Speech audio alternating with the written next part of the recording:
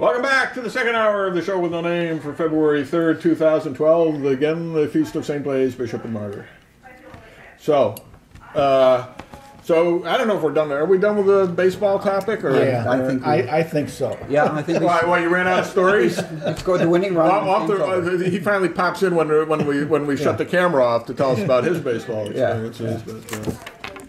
But, I got one more story. I've probably told this on the show before. I don't know, but my brother Sean, who worked for the Red Sox and lives in the Boston area, his mother-in-law used to work for a photo development lab. And every once in a while, an interesting picture would come through, and she'd snarf a copy for Sean. The greatest of which, a lot of baseball pictures. The greatest of which was Ted Williams in 1991 tipping his hat to the crowd for the first time. When he went, it was Ted. No, not that one. That was 99. This is 91. They had Ted Williams Day at Fenway Park, and he was still walking. He was still in good shape at that time. And he walks out to the mound and reaches into his sport coat and pulls out a hat and tips the hat to the crowd, which was the first time he had ever done that. He didn't even do it when he hit his final home run. No. He wouldn't even take a final bow. No.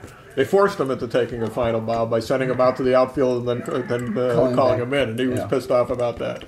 Anyway, so Sean has this picture blown up. And at this point in time, noted presidential historian David Petrusha was noted baseball historian David Petrusha, who was ghostwriting for Ted Williams and meeting with Ted Williams regularly. He said, see if David can get this autograph for me. Well, it turned out he couldn't, because Williams' son wouldn't even let anybody who was working with Ted do anything without the usual $650 price for the autograph. So in any event, because Sean was in Boston and I was here, it hung in my office in Fonda for quite a while. And one day, this lawyer from Kingston or someplace down the river, comes into my office, and he looks at that picture and he says, you know, my dad took me to see my first baseball game in Fenway Park during Ted Williams' last year, last season. He said they were playing the Cleveland Indians, and Ted Williams hit a home run, and somebody else hit a grand slam home run. I said, "Oh, you were at the Sunday game." Remarkably, my first game was the night before. That's why I remember the details of his game, because I remember reading the paper. Williams got a hit in our game, but the next day he hits a home run. The game I wasn't at. And of course, they lost the game I was at, as I told her on the first hour. I never saw them win. That was 1960. It was July of 1960, like 28th or 29th, something like that. And that was his 521st home run. Yeah, well, whatever it was, it was pretty close to the end. And anyway, we shared an interesting story. He was about my age. He would have been, mid-50s. Would have been 9 years old at the time. Oh. The story that I heard, I think I read it in a paper or a magazine, something, that he was such a good hitter because his eyesight was 2015, like Chuck Yeager. He could see the ball better than anybody else. And as an older man, when he was managing the Texas Rangers, people said, well, he would say, I can see where the seam is on the ball when the bat hits the ball. And they said, get out of here. We don't. And so he tried me. And so they're whipping stuff at him, and he's hitting the ball, and he'd tell them it was, two seam, around this, and they pick up the ball, and there's the mark right where he said it was. Yeager used to, during World War II, he would see enemy planes coming over the horizon 5 minutes before anybody else in the plane could see them. Yeah, with his naked eyes. Wade Boggs had 2015 vision. Same thing. Wade Boggs never struck out swinging. He would strike out swinging maybe 7 times in the season. Because he always knew where the ball was. He could always get the bat on the ball. Oh. Even if he fouled it off or flied out or whatever, or put it on the ground, but he could see it. And Williams was amazing. I mean, Splendid splinter. A splendid splinter. They asked him once, years after he had, retired from playing. We got these specialty pitchers now, and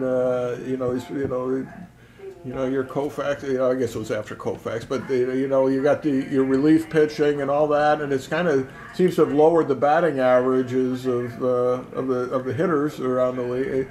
And the ballparks are bigger now. All these new ballparks. He says they said to him, "How do you? What do you think if you were playing in this era? How you would do? How's it compare? Because he had the small ballparks and all that." He says, "I'll be honest with you." He says, "I think I'd be a .299 hitter." They said, "Really?" Because he was a lifetime .358. Yeah. He says, "Well, you got to understand, I'm 58 years old."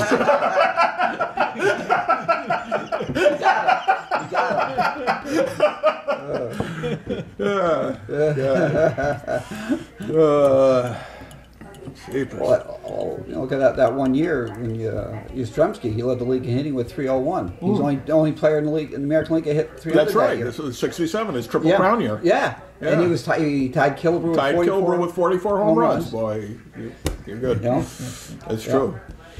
Yep. That was the year. And it's amazing that he's the last guy to hit the triple crown. And even that one was with an asterisk.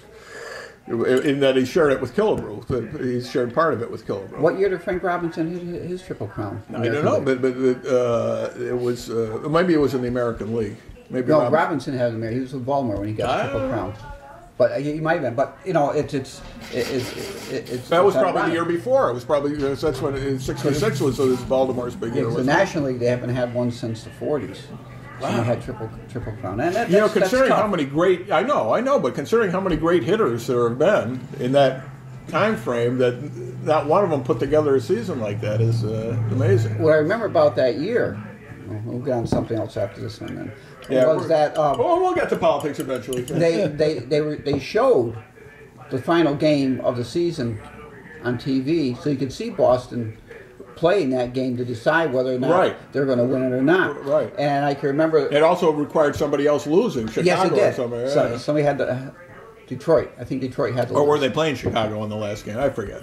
And Hawk Harrelson came up to bat, and they had picked Hawk Harrelson up during the season. Right. And he's batting. My father said, "Oh, this is awful. It's over." I said, "No, he's going to hit the ball and they're going to get the winning run." I said, "No." I said, "They are." And you know why they are, Dad? Because Sister Anna Roberta told me everything happens for a reason, and the reason he got sent to Boston is for him to get this hit and they win again. What happens? Gets a hit, boom. It's a crummy little infield thing. Gets a hit, boom. They end up winning the game. I said, "See, Sister Anna Roberta's right." And she probably didn't even know about it. She didn't even know about it. That's right. That's right. She was often right. Yeah, but God bless her. Yeah. Oh my. Okay. You know that you wouldn't believe the number of YouTube hits and blog hits I get on the Latin Declension song. Really? That's why it's because of that YouTube thing. I just sat in my office one day with my laptop with a camera in it and did. I didn't even edit it. I edited it on YouTube actually. Put the words up. But Latin teachers all over the world are making their kids learn that song. And I didn't even do the whole thing. I just did the most of the first year one. I'll have to check it out. What's it called? Latin Declension song. Okay. Just go for Argoing, you'll find it. Argoing, okay. Didn't Jason ride on that boat? The Argo? The Argoing. Yeah. The Argo. Yeah. Very good. Time. Right. And the Golden Fleece. That's right. All right. What does that have to do with baseball? Sister Anna Roberta. That's right. See how everything is connected. She said that too. All right. Let's see what's in today's paper here. County city politicos try to close rift. Party bosses suggest moving Amsterdam Common Council meetings. That went over like a lead balloon. Yeah, we'll have Monday nights instead of Tuesdays, right? They have been on Tuesday. since Since there's been a city of Amsterdam. It's in the charter. Really? Yeah, It says has to be it's been. I mean, I came across a copy of the 1916 charter, and it was in that charter, and they had taken that from the 1885 charter. Yeah. why didn't they suggest moving the county meeting? Yeah, right. Anyway, so who the heck knows what the heck they were talking about behind Closed those doors? Butch Grieco, city's new party boss. That was your job, That wasn't was it? my Weren't you the boss? Boss Nicosia? I was the boss. Boss Nicosia. How long did that last? For a couple years, was it? Yeah. Or a year? And you replaced Babe Pilata. Yes. I voted for Babe. I voted for I Babe. voted for Babe. And he replaced Nora Hayden, right? Yes. Okay, so Nora Hayden, Babe Pilata, Jim Nicosia, the last, and then the Austin Ford. So those three, though, those three all left the Republican Party after they were city chairman. By the way, I didn't bring them. I got some magnets for your cars that says vote conservative on it. Oh, really? Yeah. Okay. Yeah. I will get to that. So I don't know. What do you think about this?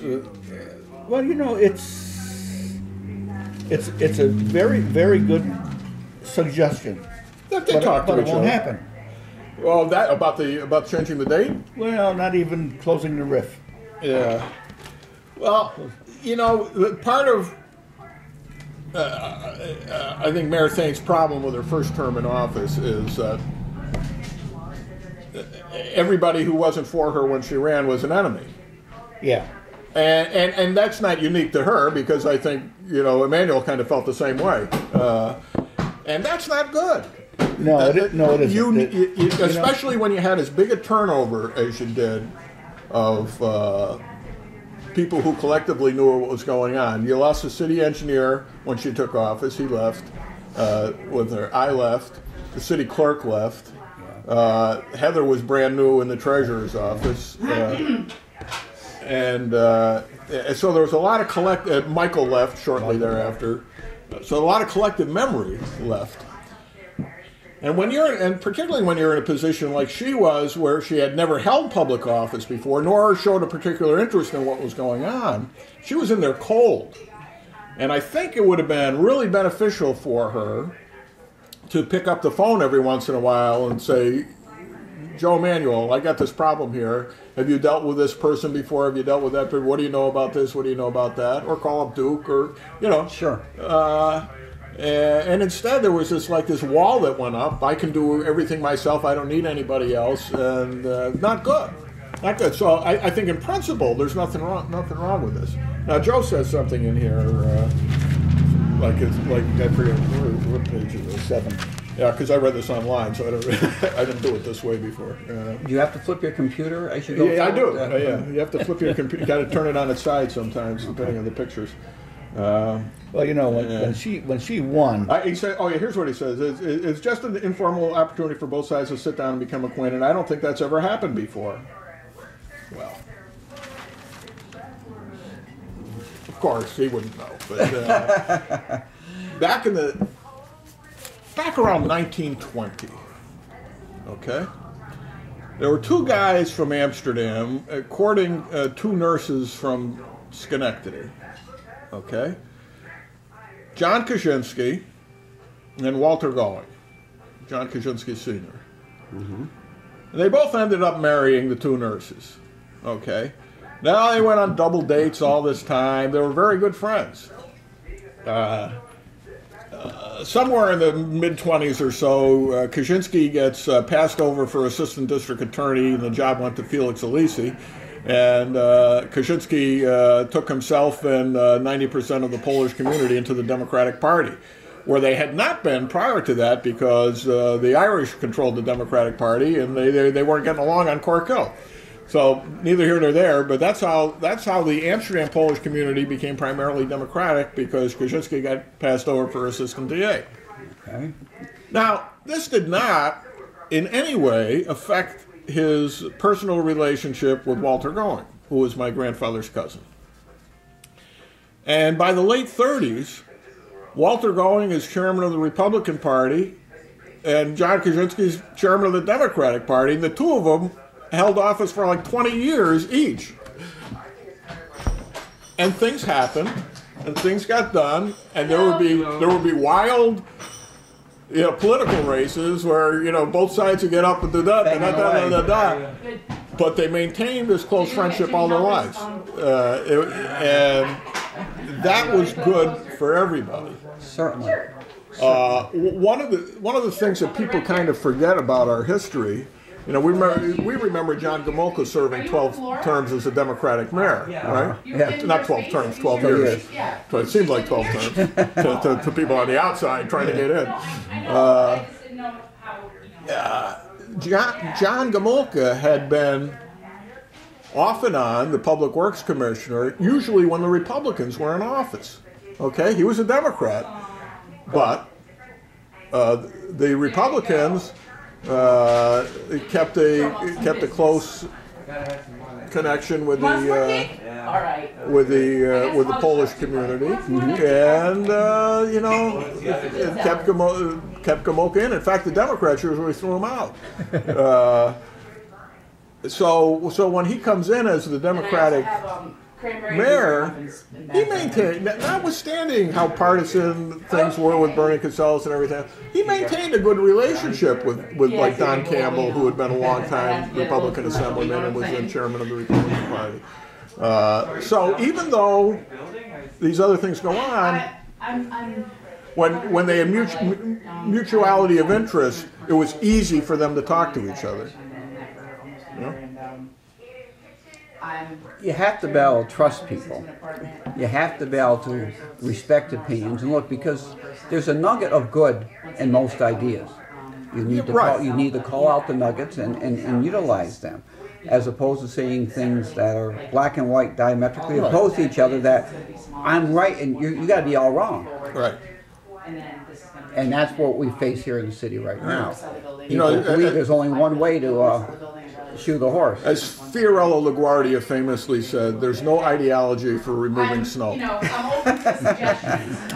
Right? Right, yes. I really don't want, that's not my first. And there are ways to work with each other without everybody being the enemy. So I thought that was all kind of interesting. By itself. With the cast of characters, I'm not sure anything's going to get done. When she won the first term in an election, I sat down with her because I was going to be out of office, and I said, "Look, I says everybody wants something better for the city.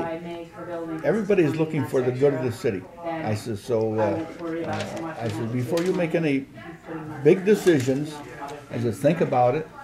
I said, if there's any questions, I said, you can call me. I said, I can give you my opinion. I said, you don't have to take it. I said, but it's good to get an idea from somebody else. I said, so call me. I said, I'm available. I never got a call. When you're a room by yourself, you got one idea. If you got two people in a room, you should have at least two ideas, if not more. Because you can't weigh the pros and cons by yourself. You only see the pros and you're afraid of the cons. So she didn't call, and I don't think she's called anyone who was on the council or a city official prior to her taking office. I was say she did maintain some contact with me, although it was usually me initiating it. But we exchange a lot of private correspondence by email mostly. Well, by email exclusively. Which is mostly. And it was exactly at the level it should be. In other words, this had nothing to do with my radio show or anything else. But if I saw something, if I had an idea about somebody who was being mentioned for this or that, I would tell her. I would say this is strong points, weak points. You should look into this. You should look into that. And I'm sure she appreciated it. She certainly expressed that. But then after after that rift she had with Michael, I pulled back. And now, of course, they're goodbyes. And I'm still on the outside, waiting for that phone call. So earlier this week, I attended the Conservative Party's political action conference in Albany. They hold it every year. State of New York Conservative Party. Was Mr. Reed there? Or Reed? No. Mr. Meade? No. He wasn't there. No, I don't think he's ever been. I've been the last 3 years, I think. And it was kind of nostalgic this year because it's the 50th anniversary year of the founding of the Conservative Party in the state of New York, 1962. So there are very few people left who were present at the beginning, notwithstanding that most of the people who were involved were very young. They were 40 and under back then. The founders of the Conservative Party. Surf Maltese, who served as chairman for a couple of years and was a state senator from Queens for a long time, gave a nice little looking back talk. He's getting kind of old now, but he was there at the beginning. And he told the story about the hoops they had to jump through in the election law to get that party certified back in 1962. Because not only did you need X number of signatures, first of all, you had to be running a candidate for governor, but you had to get these signatures, a minimum number of signatures from each county in the state. I think they may have treated Fulton and Hamilton as one, but that was about it. But that meant that you had to have people on the ground, and probably people from that county getting the signatures for you. Not an easy task. I forget how many it was per county. And who would qualify to be able to sign for that? Anybody? I guess, so if they hadn't signed like somebody else's petition, like Nelson Rockefeller was running for re-election. But in any event, he's telling this story, and he specifically mentioned how hard it was, in small counties like Fulton and Montgomery. And I talked to him afterwards. I said, my father's the guy who got the signatures in Montgomery County, along with a couple other guys. And I remember my father telling me back then how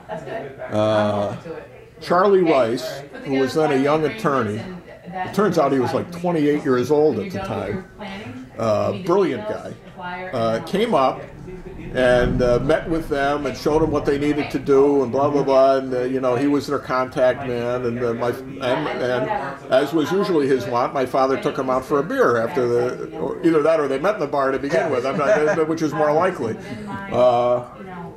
And how old was I? I was 11 years old in 1962, and I remember my father telling me how impressed he was with Charlie Rice, who was 28.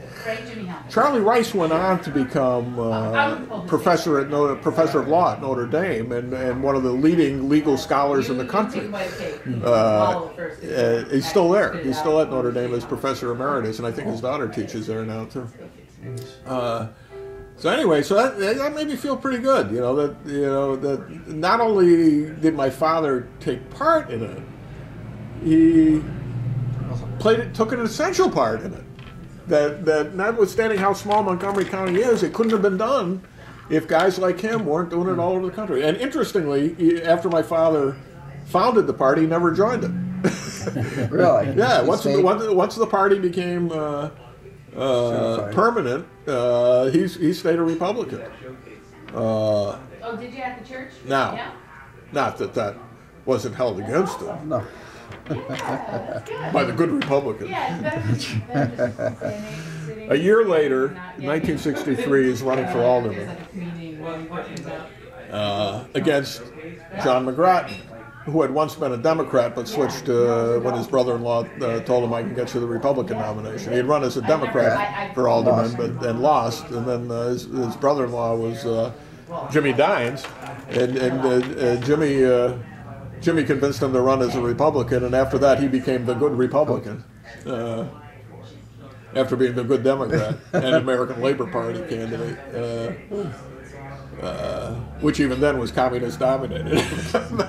but this is Alderman of the Second War. There's no ideology for removing snow. Anyways, so in 1963, my father challenges McGrattan in a primary and does like absolutely nothing to campaign.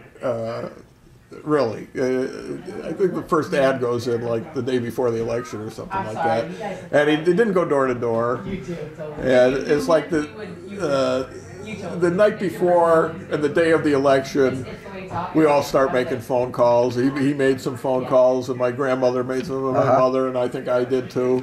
We'd call people up and urge them to go to the polls and vote. He'd grown up in the second ward, so he knew a lot of people. So my grandmother calls, I think it was John Conover, who was a Republican committeeman. And she's just going through the list. She doesn't realize who she's talking to. And he was a Republican committeeman and like a staunch McGrattan supporter. And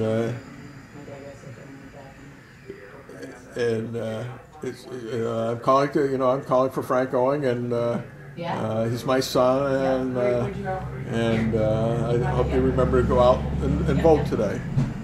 And he says, I already voted.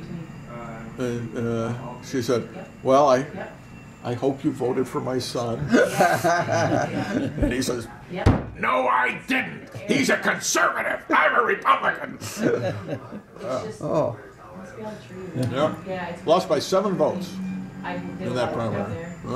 Notwithstanding, he did, because maybe it helps that he don't campaign. I'm sick of you. But, yeah. But he was a bad Republican, my father. And of course, the following year, 1964,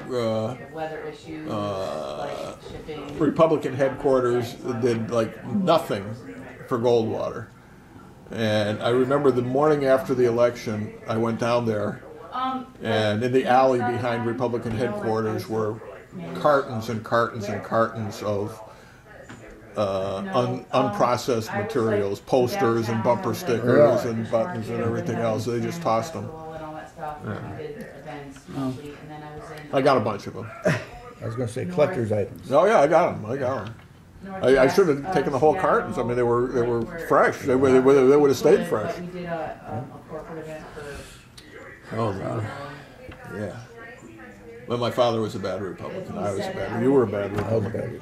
You were the chairman, and you were a bad Republican. So anyway, that was Surf Maltese going down memory lane, and the other one that I enjoyed was Al D'Amato.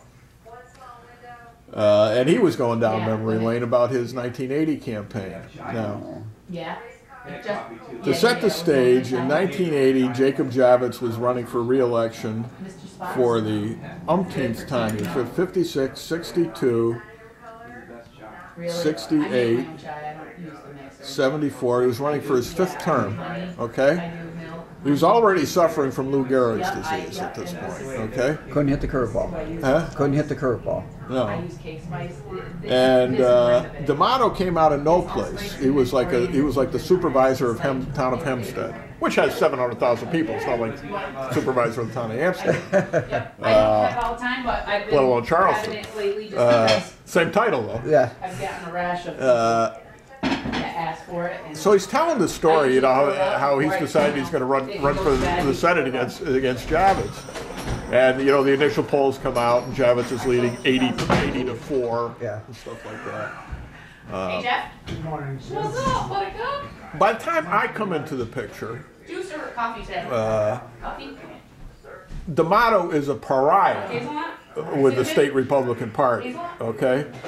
The only place where he's even modestly accepted is in Nassau County, and they didn't support him. They just gave him permission to run. Okay, and essentially told Javits, "What do you care? You know, he's going to run against your primary. You're going to stop him, and then it's over with. So let the kid have his day." Well, Republican National Convention in Detroit, Michigan, that summer. Whether July, I guess, and I'm there with my pregnant wife, and because we're a bunch of rebels, so we ran against the party organization, got elected as Reagan delegates, a bunch of us. There's three of us from this area, and 3 alternates, or 2 alternates. Hugh Farley won the final alternacy. And D'Amato is a member of the delegation from Nassau County, and Javits is a member of the delegation, ex officio. So nobody's talking to D'Amato. He hung out with us because hey, he gave me my D'Amato campaign button that I still have. Okay, and he was a great politician. I mean, he was one of those guys who remembered everybody. And you know, months later, I would run into him and he'd say, "How's Mary doing?" and you know, things like that. So, but we actually did hang out. 'Cause no one would talk to him. It was just us.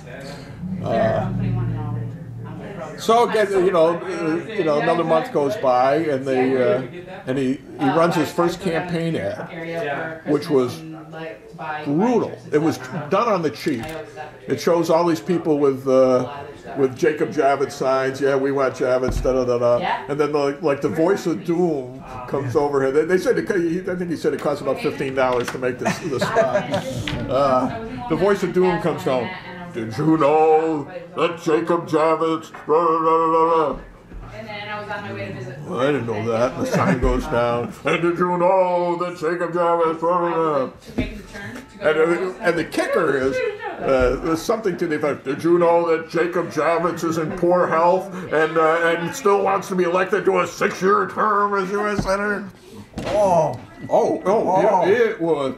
Now, D'Amato gets feedback immediately from this, and he calls up the camera. Do we really have to run this ad? You know, this is pretty bad. All these old people in the neighborhood are complaining that I'm doing this. He says, "Yeah, you're probably right, Al. Your poll numbers have been going up dramatically since we started running that. Kill the ad. Kill it. All right, yeah, we'll get to it. Well, they don't kill it for another like 3 weeks, and he wins the primary." Get out of here. How big And his campaign manager says to him the next day, and it was some mucky muck, says, consultant says, "I got good news and bad news for you. Really? You won the primary, and everyone hates you."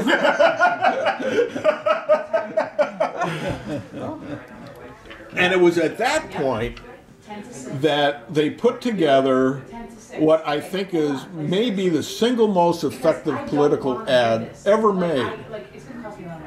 And it's the little old lady walking down the street in Brooklyn, carrying 2 bags of groceries, complaining about this. You're saying the price of that's like these politicians in Washington. And as she's walking up to the steps to her house, she turns to the camera and says, "And that's why I hope you'll vote for my son, Al D'Amato, for the U.S. Senate." It was tremendous. Tremendous. And he ends up winning the election. And it's a 3-way race at the end. Javits is still on the Liberal Party line, and Liz Holtzman was the Democratic candidate. She moved upstairs. The way he told the story is wonderful. There's a video of it available now, so I'm going to post it later, either on my blog or on the, maybe both. Maybe I'll put it on the Show with No Name website.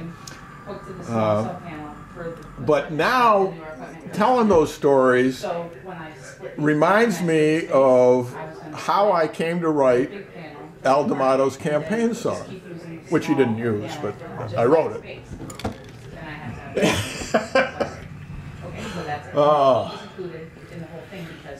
It was to the tune of Dulcinea from Man of La Mancha, the beautiful love ballad, Dulcinea that Miguel or that Don Quixote sings to the prostitute that he sees as Dulcinea, not as Alonso the prostitute. So anyway, so I changed the words a little. I have dreamed of the day when the liberals are vanquished and Javits is carted away. Now one man fills our need, fighting age and decrepitness, his new political creed. Al D'Amato, Al D'Amato, I will live 6 years, has come to be his motto. And when he wins, I'm getting really blotto for D'Amato, Al D'Amato. Well, I didn't write a second verse, but I wrote a second chorus. Let's see.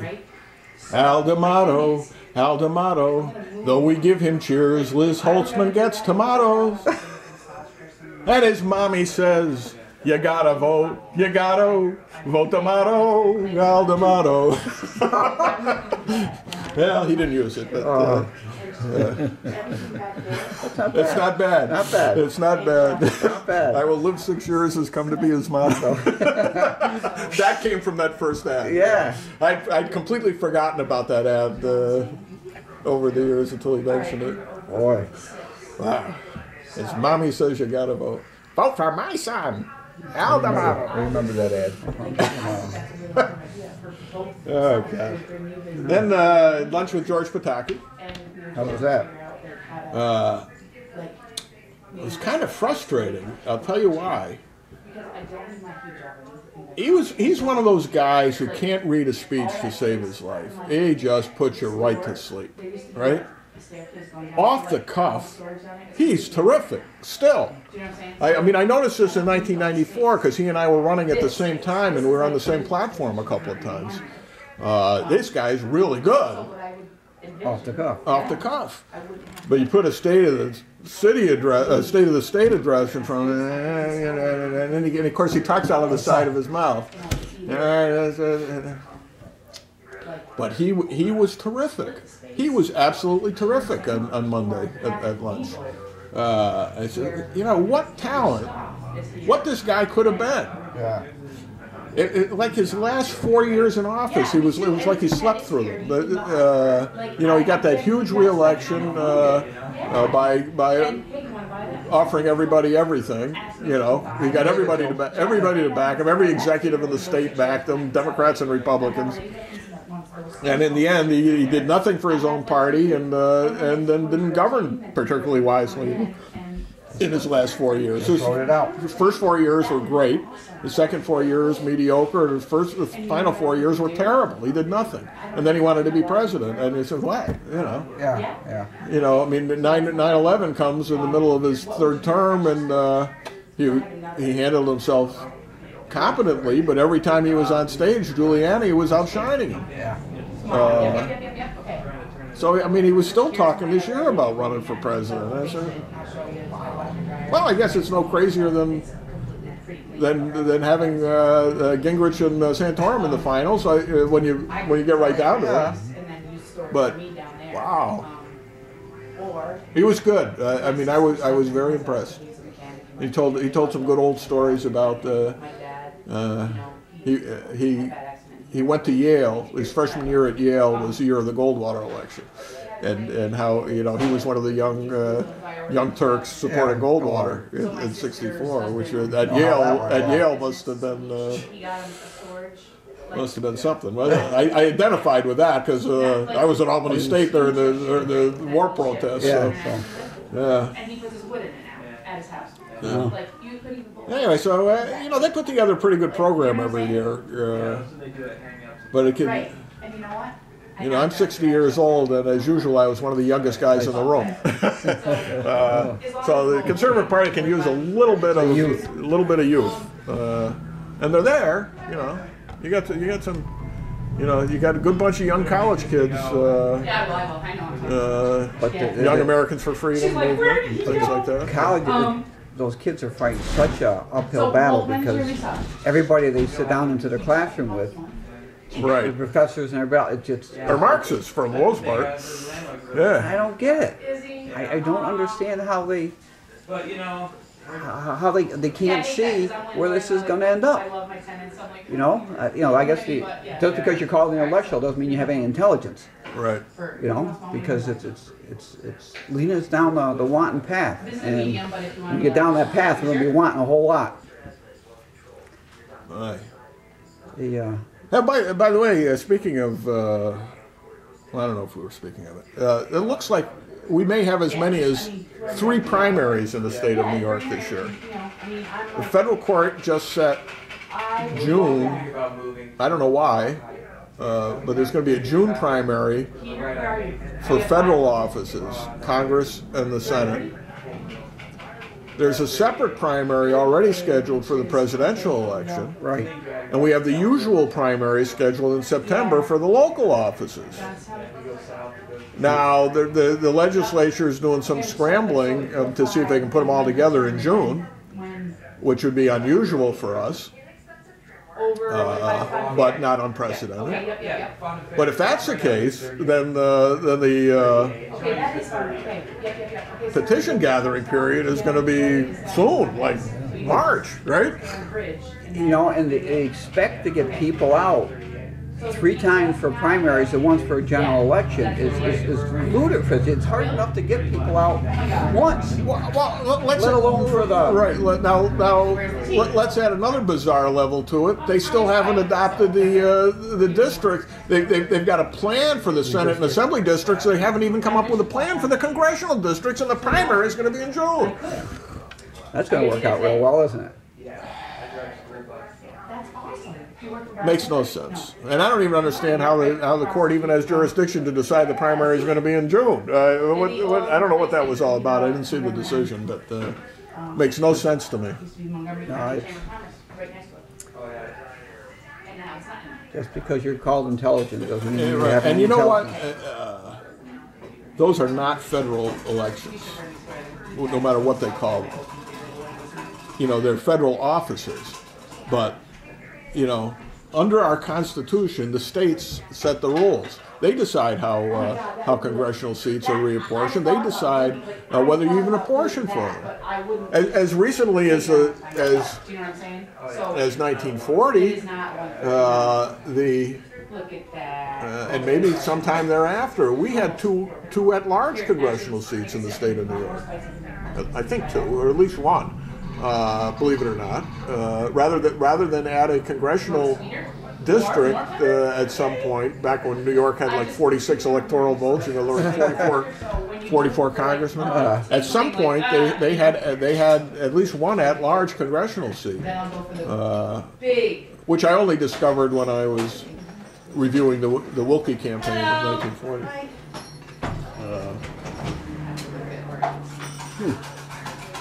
Really? You know, and for that matter, the state legislature could appoint all 44 congressmen if they wanted to, I think. At least back then. I think wasn't the first decision that, to hold a primary to make sure that the veterans ballots would be back in time to be counted? Oh, maybe. I don't know. Yeah, I think that's something I scanned that. Yeah, because they have to be out. Yeah, because they're trying to give them a longer period of time to do that.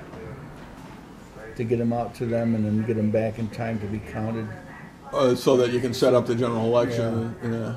I mean, I understand there are practical reasons for moving the primary away from September, because when there are contested races, holy crap, if those stretch out for 2 months, so the general election's over before you know who the candidate is. Right. So there's something to be said for that. I mean, I don't mind holding it in June. You know who your candidates are, and then you go ahead.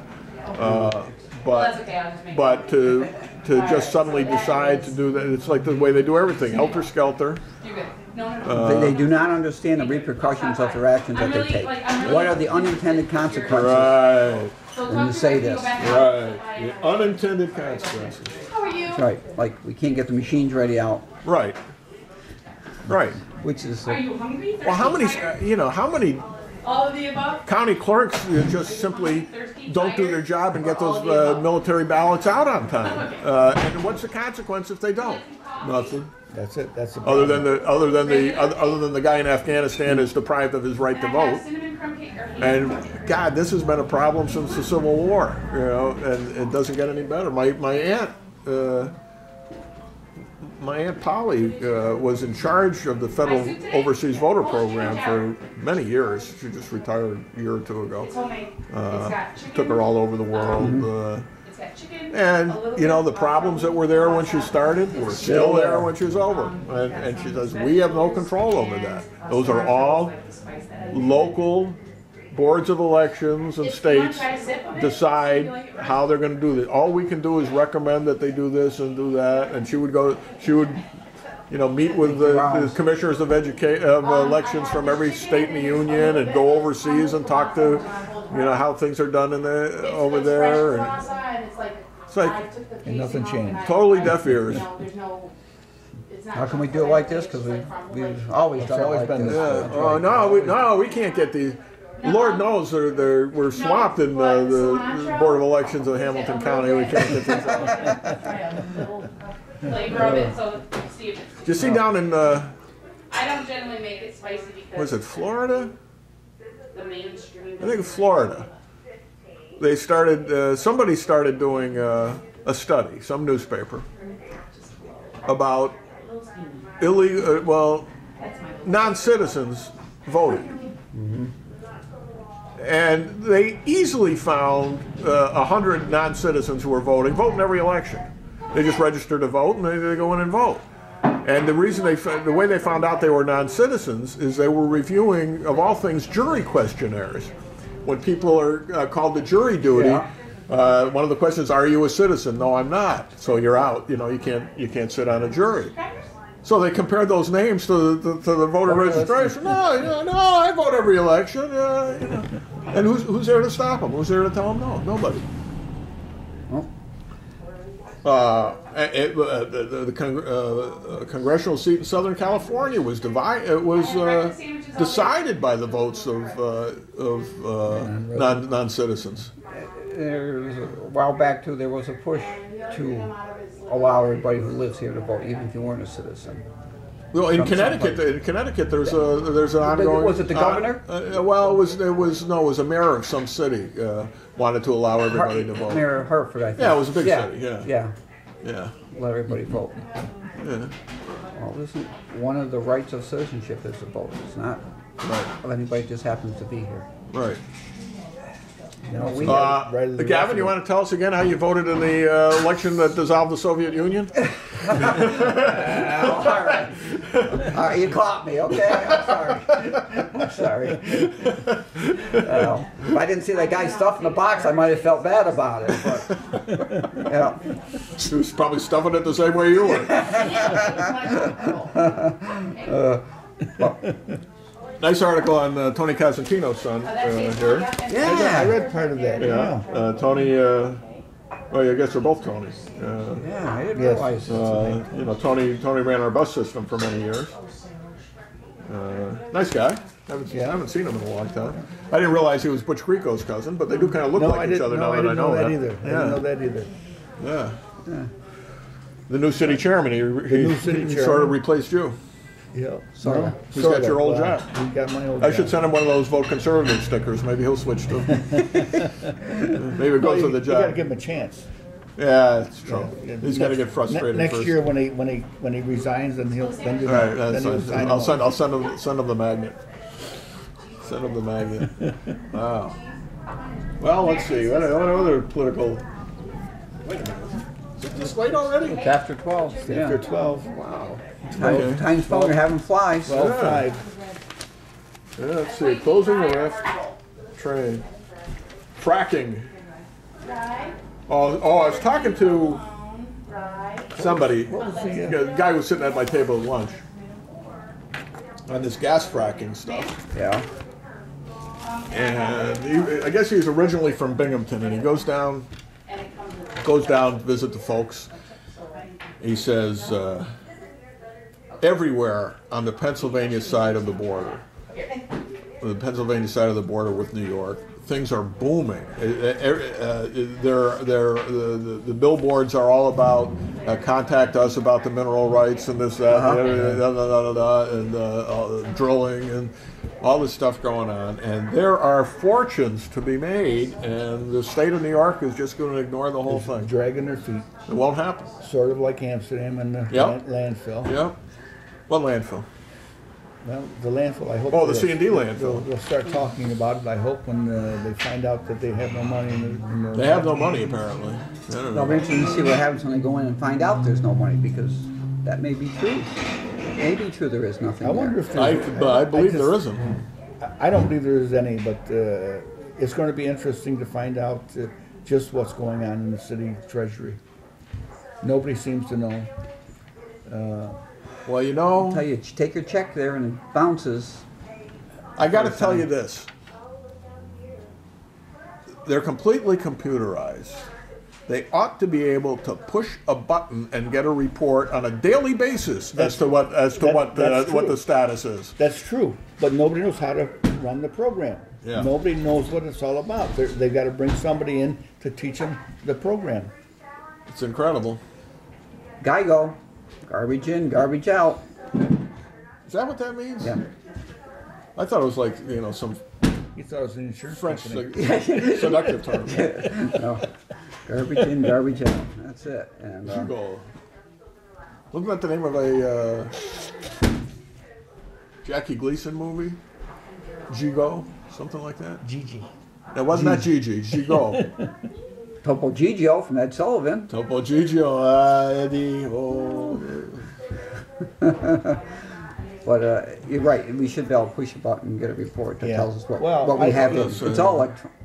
Yeah. Electronic. Did they contact the computer programmer I don't know. to have him come in? Because Now that Where's Mickey's been elected, he doesn't talk to us anymore. Right? He used to come in here all the time. Probably can't get out of his office trying to figure everything out down there. I hope The he mess. is. I hope he is. every Sunday I keep looking for him, but I don't see him in front of the church anymore. So I'll have to give him a call to find out what's going on. I don't know. Is he going to a different church now? No, well, I don't know if he's going to a different one. But before the election, I saw him. I used to see him every Sunday. Yeah, but he's like me. He kind of bounces around from mass to mass too. 'Cause, Well, I mean, yeah, I've seen yeah. him at the Spanish mass. You don't more want than to once. establish a pattern, you know. You want Well, people We've been going to the 8 lately. We used to be 4 Saturday 4 regulars, and then we were 10s or 9:30s. But now the second mass is at 10. We used to have 10, 8, 10 9:30, and 11. Now we just got 8 and 10, right? So then if we miss the 10, then we go to the 11 in Hageman.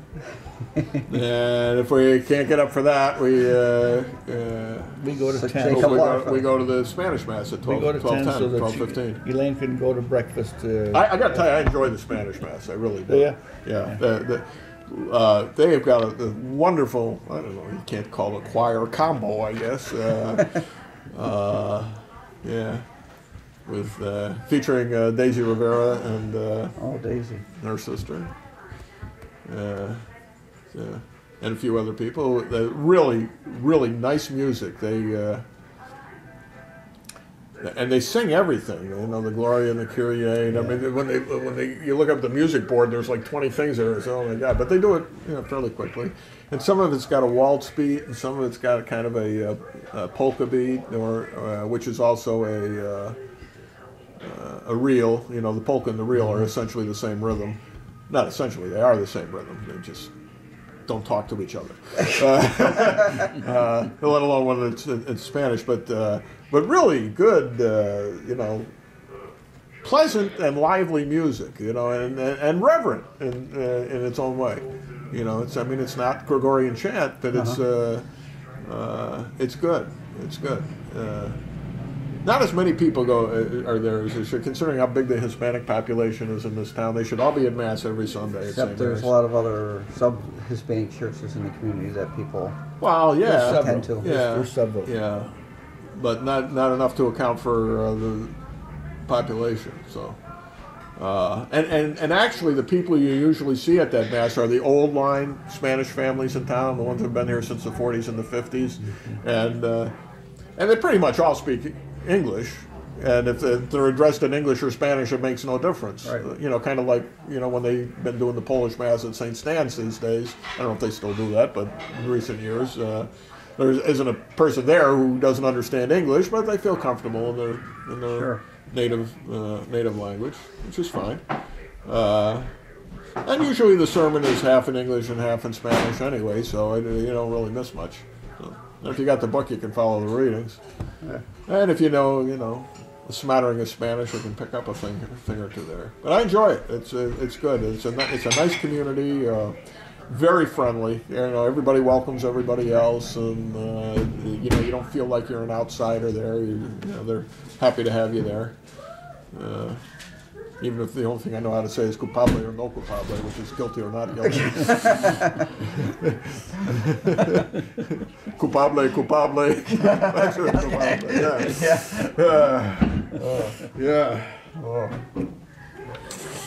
Yeah. Anyway, that's where we are. And speaking of the Catholic Church, I think Obama's made a really big mistake this time. You know, when you know, with these new rules saying that that Catholic institutions have to provide insurance, birth control insurance coverage, including the ones that cause abortions. You know, morning after pills and things like that. Lost a whole lot of and finally, most of the bishops had struck back, and all over the country last weekend, except like in the Albany diocese, they read a letter from the pulpit condemning it, and I was going to say, the flashback, even among liberal Catholics, is even the National Catholic Reporter, which is as least Catholic in a Catholic institution as you can possibly imagine, is outraged by this. All those folks that who invited Obama to Notre Dame, Yeah. they're annoyed. So it's like he's saying, I don't need you. You know, I don't need the Catholic vote. I'm just going to appeal to my radical fringe people. You know, and it's a bad move. There's a lot of swing votes in there. There are a lot of swing votes. He just pushed the swing the other way. Yeah, even bad Catholics can be offended by this, whether they believe in birth control or they don't believe in birth control. It doesn't matter. It's when you're telling the church What their doctrine is. wow. And of course, they tried the same thing when they just got shot down 9-0 by the Supreme Court when the federal government tried to decide who could be a Lutheran minister and who couldn't. You know, the Equal Opportunity Commission or whatever it was that you know, said that they have to reinstate this woman as a Lutheran minister, and the Supreme Court, as you know, no matter how radical some members of the Supreme Court are, nobody bought that argument, because that is as clear a violation of the Church and state. free exercise of religion as you could possibly get. Everybody forgets that part of the clause. That's right. Yeah, you know, Congress shall make no law respecting an establishment of religion or prohibiting the free exercise thereof, or infringing, or whatever it is. Yeah. I should commit that to memory, I suppose. But The point is, yeah, they can't do it. They can't do it. And this administration seems bound and determined to Do it. whatever. Yeah. You know, I mean, it's the anti-religion, they made themselves the anti-religion party. And they're almost the anti-truth party when you look at our Attorney General, Oh, wow. Holder. Wow. How can he sit there with a straight face Right. and just Lie. don't piss my leg and tell me? Now, it's that guy's outside. got to go under the bus soon. I can't believe he held on as long as he has. Well, Because he's going to pull him down. that's the arrogance of the power. There. That's Anyway, we've you know, if I'm going to put any credits on this video this week, I need to call it to an end here. So okay. Where are we, Bob? where are we? We're at the Goer Bean Coffee House and Polish Deli on Lower Upper Church Street in Amsterdam, New York, where we've had 2 delicious cups of coffee today. Who made your coffee? Well, Sue Blazewski. Was it hot? It was hot. it was hot. And it was good. Oh, I guess I didn't finish it. Was it good and hot? It's really cold now, I'll tell you. This is the draftiest corner of the building. Well, that's okay. Yeah, that's all right. It's a good place. Come on up here and try it out. That's right. What's the specials today, Sue? Oh, I have Polish chicken chowder as my soup. Polish chicken chowder. What makes it Polish? You run. There's crumbled fresh kielbasa in it too. Whoa, crumbled fresh kielbasa. With the liquid smoke or the real smoke? Fresh kielbasa. There's no smoke in fresh. Oh, no smoke at all. Oh. But the Southwest is the cilantro and spices in it. Oh, wow. Sounds So it's kind of a cross, yeah, that's all right. Yeah, a little Cultural. Polish chicken chowder. Wow. So the chicken itself is not Polish? No. No. That is domestic. It's not a Oh, pork. okay. Yeah. We have domestic chicken. Yeah. All right, and so that about does it. Gavin Murdoch, Jim Nicosia, and we'll be back again next week with more of the show with no name.